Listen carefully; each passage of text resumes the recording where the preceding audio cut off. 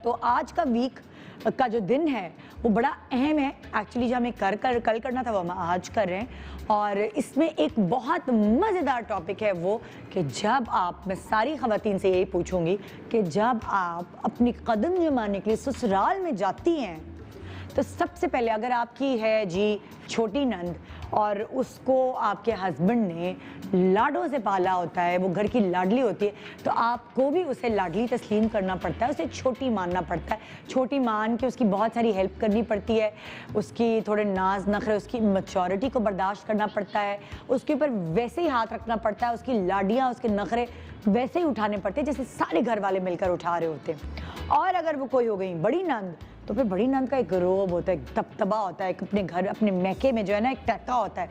हर मशवरा, हर ख़ानदान का मशवरा बड़ी नंद, आप ही आ जाएं ज़रा, उनसे बात करते हैं। हाँ भाई आपा आ जाएं, उनका फ़ैसला आखिरी फ़ैसला होगा। तो जो आपा है ना, फिर आपको उनकी बड़ी आएंगी आपा, तो दिन आपने ख़ास खाने बनाने हैं, ख़ास चाय बनानी है, आपा को खुश रखना है। क्योंकि अगर आपा मुट्ठी में होंगी ना तो पूरा ससुराल मुट्ठी में होगा। क्योंकि सास, चाहे उनकी कोई भी ज़हनियत हो, चाहे उनकी कोई भी सोच हो, जैसे ही बेटी घर आती है वो सोच तब्दील हो सकती है।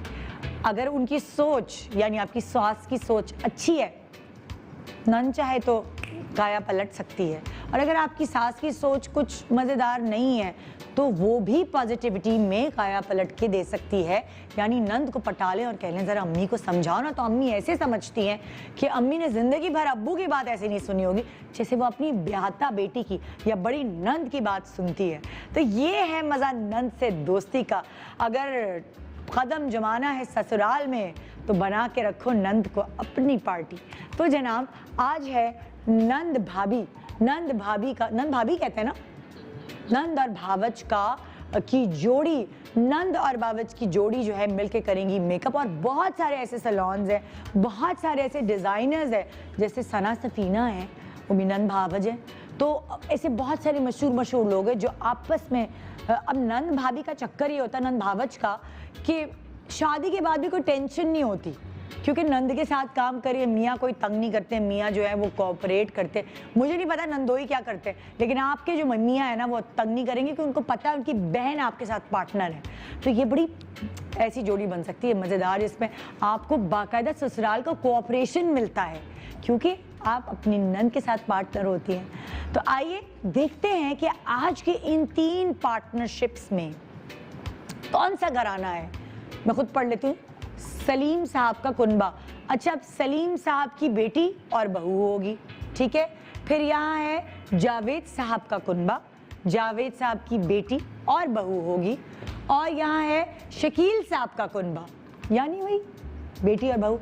जावेद, शकील और सलीम, ये 3 साहब जो है उनके कुनबे हमारे पास हैं। देखते हैं कि किसके कुनबे में कितनी ज़्यादा अच्छी अंडरस्टैंडिंग है, क्योंकि आज का फॉर्मेट हमारे शो का बिल्कुल मुख्तलिफ है। आपने बड़ा इंजॉय करना है ये, क्योंकि एक गेम की सूरत में मेकअप करना है, बड़ा मज़ा आने वाला है। क्योंकि आपको पता है जज तो आप भी होते, तो आपको प्रॉपर्ली पूरा शो फॉलो करना है। और यहाँ वाजिद खान है हमारे साथ। एक छोटी सी वक्फे के बाद हम वापस आएंगे, लेकिन मुझे आज भाई आपसे आपकी नंद की अच्छाइयाँ बुराइयाँ, आपकी भावच की अच्छाइयाँ बुराइयाँ जाननी है। आओ ज़रा गॉसिप करेंगे, मज़ेदार कड़ाकी और ये क्रिस्पी गॉसिप जो कि हर घर का हिस्सा होती है। अगर ये ना हो तो ज़िंदगी के चटखारे, ये रिश्तों के चटखारे कैसे होंगे?